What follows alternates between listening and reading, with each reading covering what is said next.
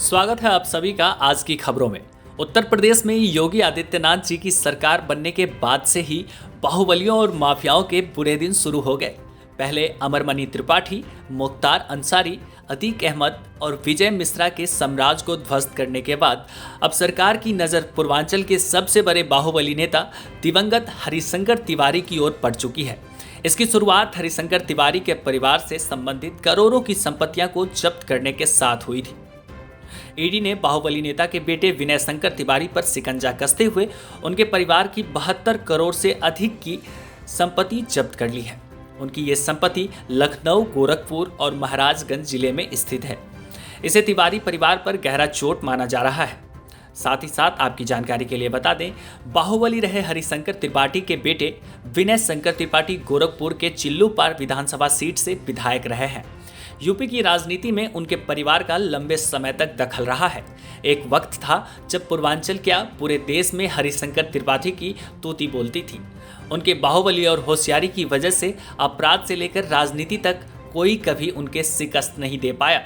वीरेंद्र साहू से लेकर श्री प्रकाश शुक्ला तक एक से बढ़कर एक माफिया और बाहुबली पैदा हुए, लेकिन उनके आगे कोई टिक नहीं पाया। यहाँ तक कि उनके परिवार के खिलाफ केस दर्ज करने के बाद सीबीआई और ईडी भी उनके जीवित रहते कार्रवाई नहीं कर पाई। लेकिन निधन के बाद केंद्रीय एजेंसी ने पहली बार जोरदार झटका दे दिया है। साथ ही साथ पूर्व विधायक विनय शंकर त्रिपाठी और उनके परिवार के लोग गंगोत्री इंटरप्राइजेज लिमिटेड नामक कंपनी में डायरेक्टर, प्रमोटर और गारंटर की भूमिका में हैं।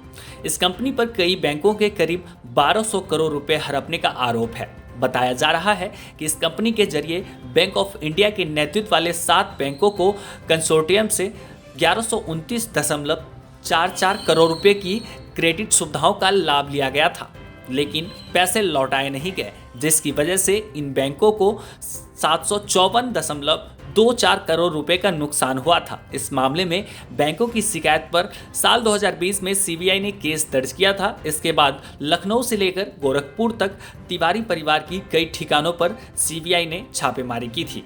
साथ ही साथ 1 जुलाई 2019 को डेविड रिकवरी ट्रिब्यूनल ने विनय शंकर तिवारी सहित उनके 33 परिजनों को समन जारी किया था। और साथ ही साथ साल 2020 में सीबीआई ने केस दर्ज किया। उसके बाद साल 2021 में ईडी ने इस केस की जांच शुरू कर दी, लेकिन हरिशंकर तिवारी के स्वास्थ्य और उनके पीछे लोगों की सहानुभूति को देखकर जांच एजेंसियां थोड़ी सुस्त हो गई।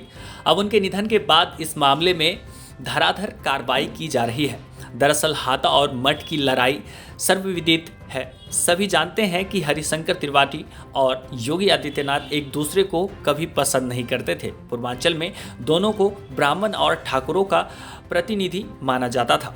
दोनों के बीच की जातीय जंग बहुत जल्द राजनीतिक अदावत में बदल गई। साथ ही साथ साल 2017 में बीजेपी जब सत्ता में आई तो योगी आदित्यनाथ को यूपी का मुख्यमंत्री बनाया गया। उसी साल अप्रैल में गोरखपुर पुलिस ने तिवारी हाथे पर छापा मार दिया। तत्कालीन एसपी सिटी हेमराज मीना के नेतृत्व में बड़ी संख्या में पुलिसकर्मी तिवारी पहुंचे थे। पुलिस हाथे से 3 ड्राइवरों को, 2 रसोइयों सहित 6 लोगों को हिरासत में ले लिया। इसकी सूचना मिलते ही पूरे यूपी ब्रह्मांड लामबंद होने लगा। कहा जाने लगा कि योगी आदित्यनाथ हरिशंकर त्रिपाठी से बदला ले रहे हैं, क्योंकि वो ब्राह्मण नेता हैं। मामला केंद्रीय दरबार तक पहुंच गया।